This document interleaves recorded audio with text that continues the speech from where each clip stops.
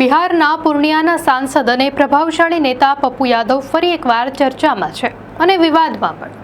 આ વખતે તેઓ પૂર પીડિતોને 100 રૂપિયાની નોટો વહેંચતા જોવા મળ્યા છે, જેના વિડીયો હાલ સોશિયલ મીડિયા પર વાયરલ થયા છે.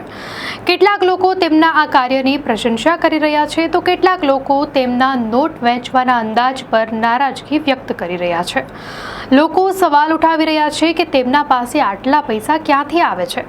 જો કે પપ્પુ યાદવ એક ખૂબ જ ધનવાન પરિવારમાંથી આવે છે અને તેમણે પોતે જ ઇન્ટરવ્યૂમાં કહ્યું છે કે તેમના પરિવાર પાસે સેંકડો વીઘા જમીન છે. જો કે આ મામલે લોકોના મંતવ્યો અલગ અલગ છે. એક સોશિયલ મીડિયા યુઝરે લખ્યું છે કે પપ્પુ યાદવ જે રીતે નોટો વહેંચે છે તે અપમાનજનક છે, જ્યારે અન્ય એક યુઝરે કહ્યું છે કે પૈસા ગરીબોના હાથમાં જાય છે તે જ મહત્વનું છે. દર્શક મિત્રો, આ ઘટના ફરી એકવાર દર્શાવે છે કે રાજકારણમાં નેતાઓના કાર્યો પર લોકોની નજર કેટલી સખત હોય છે. દર્શક મિત્રો, આવી જ નવી અપડેટ્સ માટે ધ લોકસત્તા ચેનલને સબસ્ક્રાઇબ કરો.